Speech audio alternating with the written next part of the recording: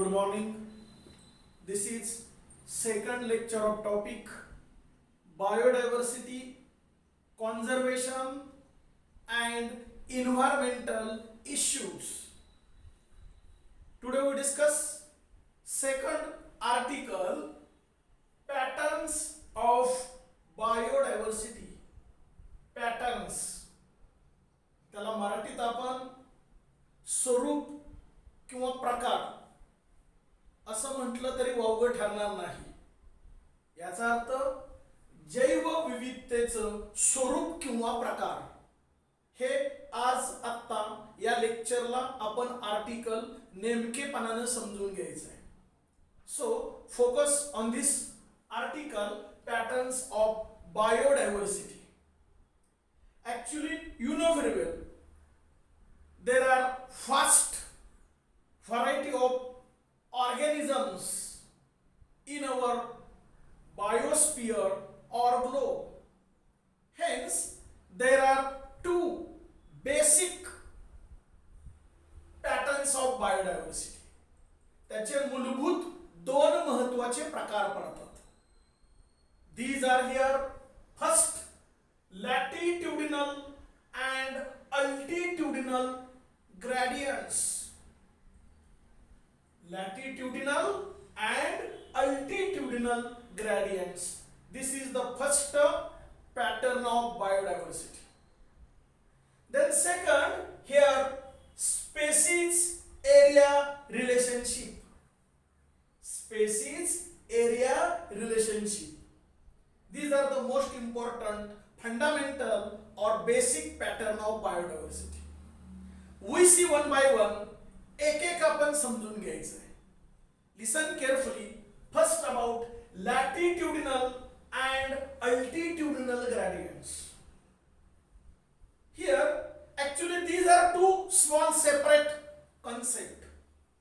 हे सुद्धा दोन स्वतंत्र कन्सेप्ट आहे, परंतु ते आपण एका प्रकारामध्ये अभ्यासणार आहोत. Then question arises, what is mean by latitudinal gradient? Latitudinal gradient म्हणजे काय? Here, this is the rough diagrammatic representation of our Earth globe or planet. आपली ही पृथ्वी आहे असं गृहीत धरा. याच्यावरती हे जे अक्षांश आहेत, अक्षांश इंग्लिश मध्ये त्याला लॅटिट्युडिनल ग्रेडियंट असं म्हटलं जातं. 30, 60, 90 हे जे काय अक्षांश आहेत, that is nothing but latitude. याला लॅटिट्यूड म्हणायचं, मराठीमध्ये अक्षांश असं म्हणायचं. या ठिकाणी अल्टिट्यूड ग्रेडियंट म्हणजे काय? तर इथं मी या ठिकाणी डायग्राम काढलेले आहे पहा. सी लेवल ही समुद्राची पातळी असेल. समुद्रानंतर थोडीशी जमीन भूखंड असतो आणि नंतर हिल टेकडी, पर्वत रांगा किंवा डोंगर मोठमोठे पुढे येत असतात. ती अशा पद्धतीने असेल आणि सर्वात शेवटी वरती पठार अवस्था असते. या पद्धतीनं हा जो भाग असेल, here actually this concept is called as a altitude gradient. प्रत्यक्षात त्याचं एक्सप्लेनेशन समजून घेतल्यानंतर दोन्ही कन्सेप्ट क्लिअर होतील. So focus on first latitudinal gradient. पहिल्यांदा लॅटिट्युडल ग्रेडियंट मध्ये बायोडायव्हर्सिटीचा काय संदर्भ येतो, त्याच्यामध्ये काय बदल होतात ते अगोदर समजून घेऊया. Here actually this is the rough diagrammatic representation of our globe or biosphere or our earth planet. हे आपला पृथ्वीचा गोल भाग आहे असं गृहीत धरा. Here this is the equator plate. हा बरोबर इथं मध्य भाग असेल, equatorial plate. And here latitude, हे लॅटिट्यूड असतील अक्षांश. And here this is the north pole and this is the south pole, ज्याला मराठीमध्ये उत्तर दक्षिण किंवा दक्षिण उत्तर ध्रुव असं म्हणतो.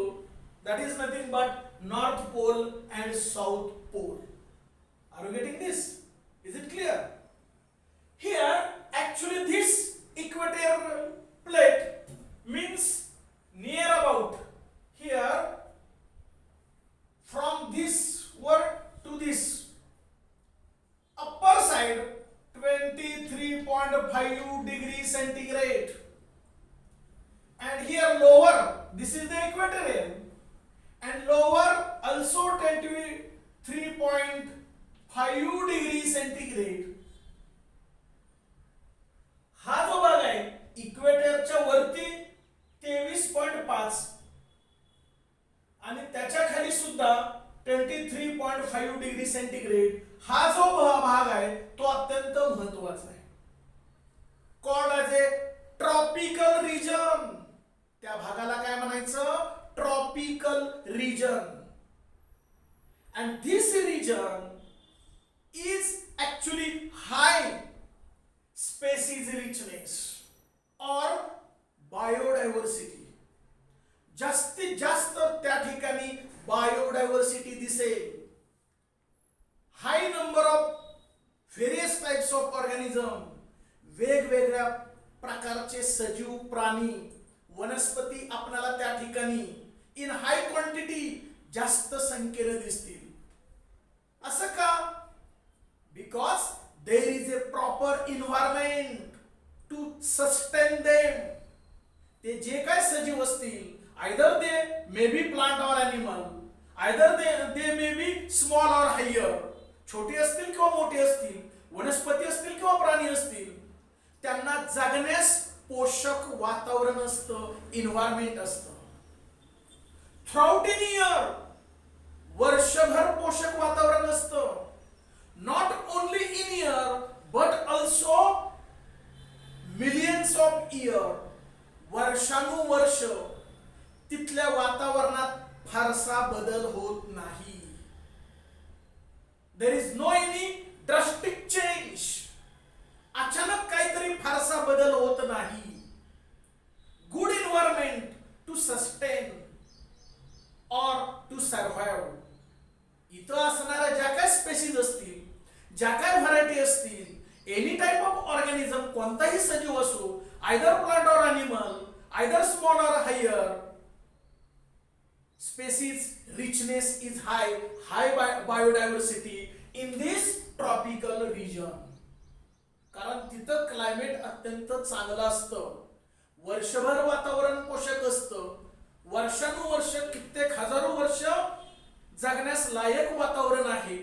अचानक तिथं कोणतेही फारसे बदल होत नाही आणि म्हणून या ठिकाणी सर्वात जास्त बायोडायव्हर्सिटी आपल्याला दिसून येते. हे फार महत्वाचं आहे. मग या ठिकाणी example Amazon rain forest which is present in South America.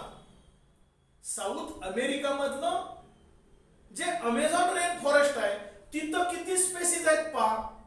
Near about 40,000 of plant species, variety of plant species. जवळजवळ 40,000च्या दरम्यान इतके वेगवेगळ्या प्रकारच्या वनस्पती तिथं तुम्हाला त्या थिक फॉरेस्ट मध्ये दिसतील. इतकी बायोडायव्हर्सिटी आपल्याला तिथं पाहायला मिळेल. नियर अबाउट, आता वनस्पती आहेत म्हणजे तिथं बर्ड्स, पक्षी असणार. Near about 1,300 different types of birds are there. त्या Amazon rain forest which is present in South America, त्याच्यामध्ये बर्डची व्हरायटी किती दिसून येईल? 1,300 species of bird are there. आता थिक फॉरेस्ट आहे म्हणजे मॅमल्स आले, सस्तन प्राणी. They are also near about 427 variety of mammals are there.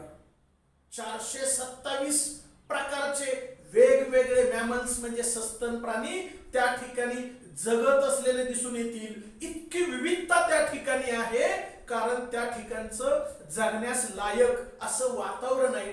Good climate, good environment to survive or to sustain them. त्यांना टिकवण्यासाठी चांगलं वातावरण आहे. There is no any climate change or drastic change, sudden change. अचानक तिथं फारसं काय घडत नाही आणि म्हणून इथलं वातावरण चांगलं असतं. पण पुढं पुढं काय होतंय पहा, कारण आपण लॅटिट्यूडल ग्रेडियंट पाहतोय. इथं वरच्या बाजूला 23.5 डिग्री सेंटीग्रेड, खाली सुद्धा 23.5 degree centigrade. This region is called as a tropical region. तिथं ही कंडिशन आहे. पण मी आता काय म्हटलो, trace down. But here when we go slowly for this direction to the temperate region, जसं आपण वरती जाऊ तस उष्ण कटिबंध लागेल, टेम्परेट रिजन होईल टुवर्ड्स द नॉर्थ पोल. जसं वरती जाऊ तस बदल होईल. काय बदल होईल? Here Colombia is just near to the equatorial plate. हा जो मध्य भाग आहे त्याला इक्वेटोरियल प्लेट म्हणतोय. त्याच्या अगदी जवळ कोण आहे? Colombia. There are near about 1400 species are there.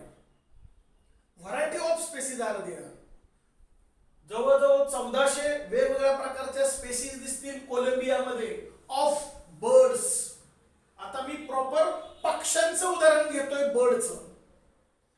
कोलंबियामध्ये 1400 species of birds are there, कारण इक्वेटरच्या अगदी जवळ कोलंबिया आहे. Then India. India is also just near to the equatorial plate and consist near about 1200 species of bird.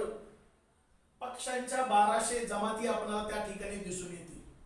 कारण Colombia पेक्षा थोडस लांब वरच्या दिशेने जातोय आपण. Then near about 41 degree centigrade. 41 degree centigrade वरच्या दिशेने गेलो. न्यूयॉर्क मध्ये बघा स्पेसीज कमी झाल्या. 105 species of bird are there. तिथं मात्र आता कारण टेम्परेचर वाढत गेलो, आपण हळूहळू वरती ट्रॉपिकल रिजन कडे चाललोय आणि त्यामुळं बायोडायव्हर्सिटी रिचनेस जो आहे इट बिकम्स डिक्रीज कमी होत चाललेला आहे. मग आता इथं 41 डिग्री सेंटीग्रेड आहे. न्यूयॉर्क मध्ये only 105 species of bird there.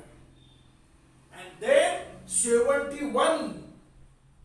71 अक्षांशला तुम्ही जर गेला, there is a Greenland. नाव आहे ग्रीनलँड. पण मात्र इथं व्हरायटी किती दिसेल, स्पेसीज रिचनेस किती दिसेल, व्हेरी पुअर कमी दिसेल. Near about only 56 types of bird are there. फक्त 56 असतील. म्हणजे जसं आपण वरच्या दिशेने जाऊ, टेम्परेट रिजन कडे जाऊ, नॉर्थ पोल कडे जाऊ, तस लॅटिट्यूड कसा दिसतोय, डिक्रीज कमी झालेला दिसेल. आणि इक्वेटरला नेहमी कसा असतो, रिच बायोडायव्हर्सिटी, जास्तीत जास्त विविधता दिसेल. असंख्य वेगवेगळे प्रकारचे प्राणी, पक्षी, कीटक, इन्सेक्ट किंवा all types of organism are there. Species richness is high in equatorial as well as tropical region. हे या पद्धतीचा हा कन्सेप्ट आहे.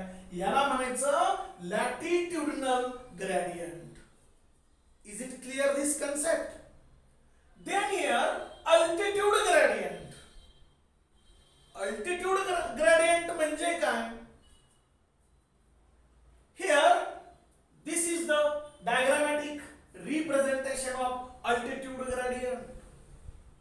मुद्दाम या ठिकाणी मी डायग्राम काढलेले आहे.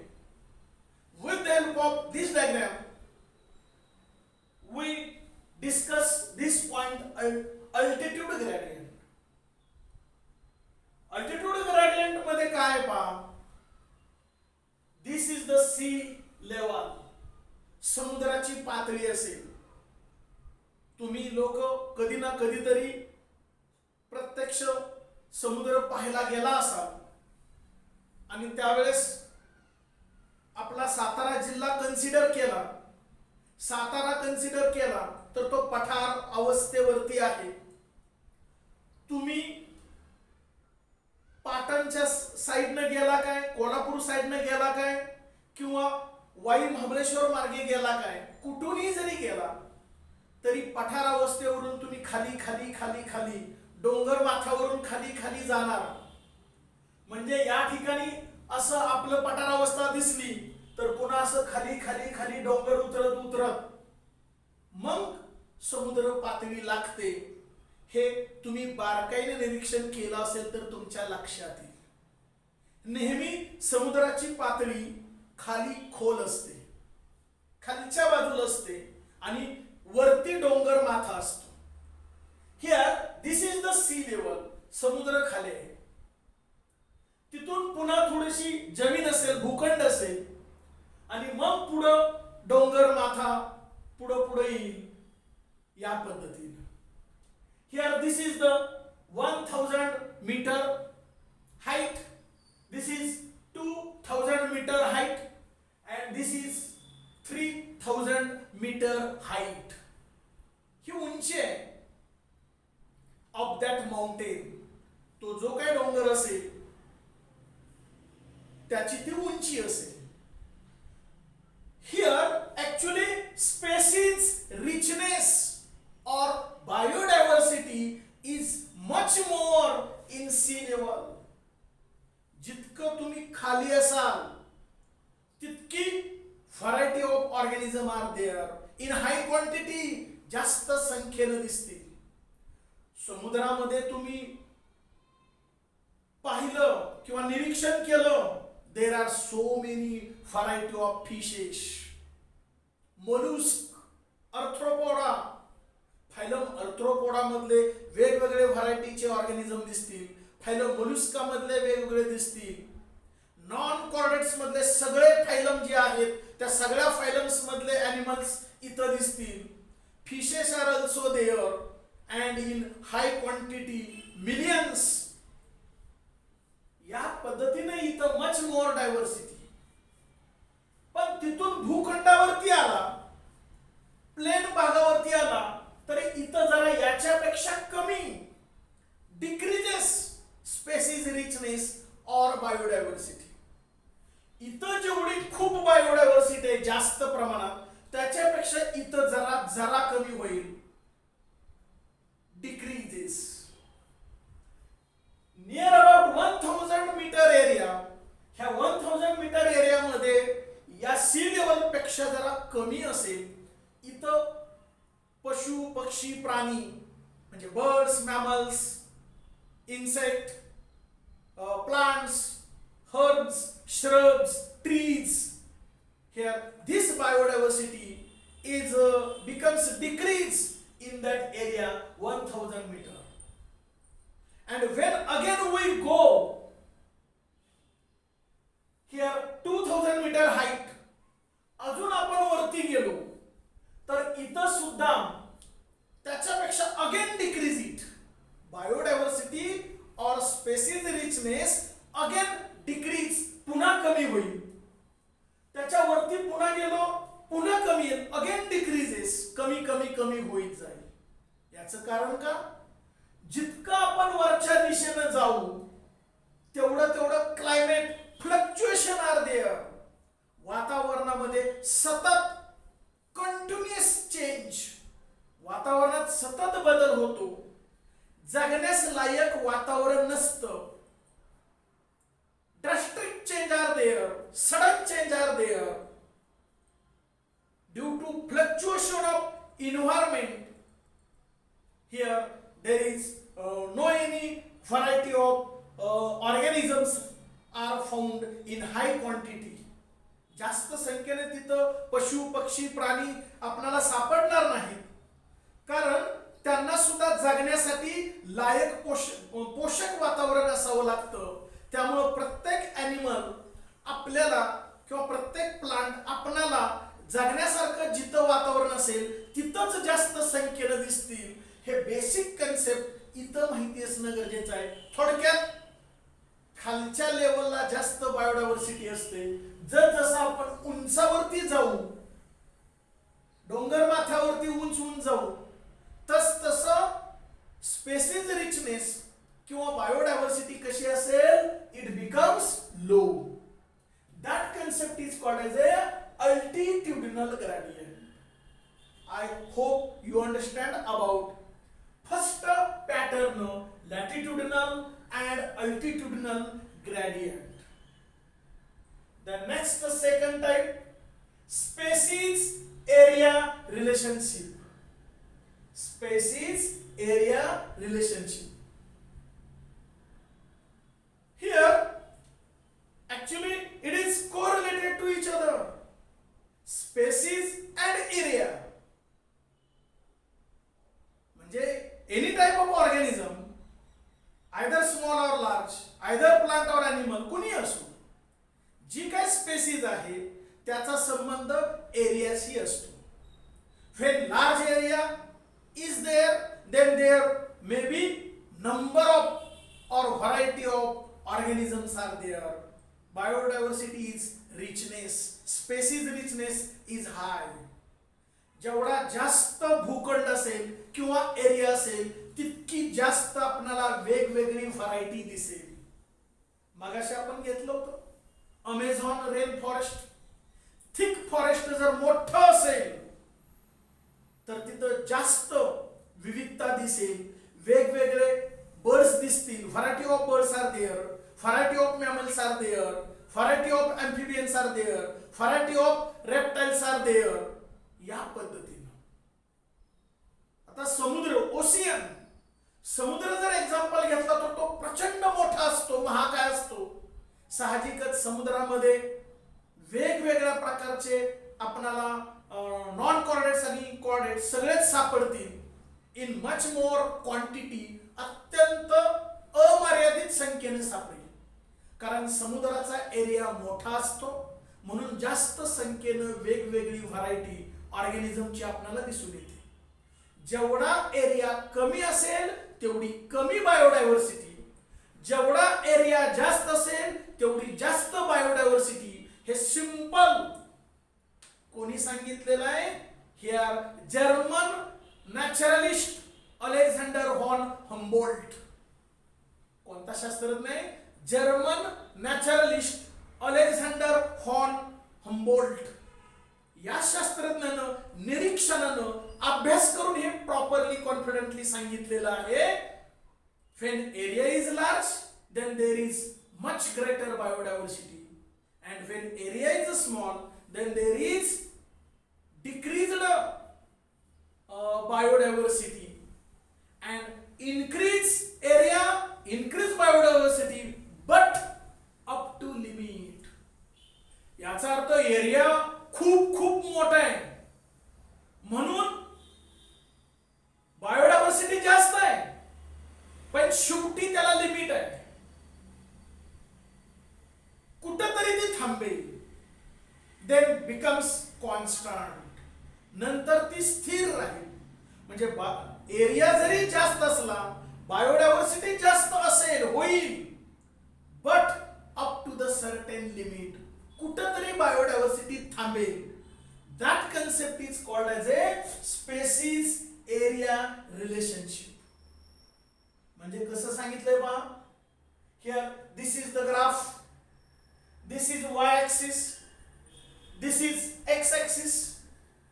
On Y axis species richness, on x axis there is an area, there is an area, and here this is the graph plotted on it, log scale. या पद्धतीनं एरिया वाढलाय पहा, area becomes large. Here species or biodiversity richness increase.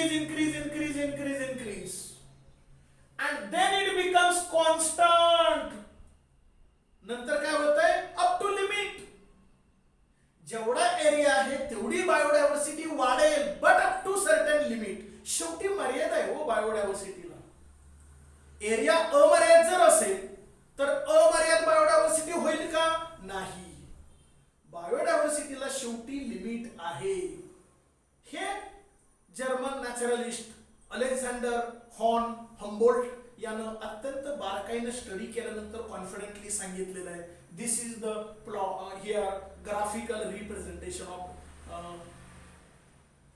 this, and this is the equation. Here S is equal to CA Z. Here S means species richness and there C means constant. C ला काय म्हणतो आपण? Constant. A means area. A means area. And Z means slope. जो आपण slope काढतो, plotting करतो, तो म्हणजे या ठिकाणी Z. आणि त्याची इक्वेशन काय सांगितली पहा? log S is equal to log C. C means constant plus Z. Z म्हणजे स्लोप. log A. A म्हणजे एरिया. ही त्याची इक्वेशन आहे. म्हणजे या ठिकाणी हा शास्त्रज्ञ थोडक्यात काय सांगतोय? जेवढा जास्त एरिया असेल तेवढी जास्त बायोडायव्हर्सिटी असेल. जेवढा एरिया कमी असेल तेवढी कमी बायोडायव्हर्सिटी असेल. परंतु जरी जास्त एरिया असला आणि जास्त बायोडायव्हर्सिटी असली तर ती जास्त म्हणजे किती? Up to certain limit. शेवटी त्याला पण मर्यादा येते. That concept is called as a species area relationship. I hope you understand today's concept, pattern of biodiversity. Okay.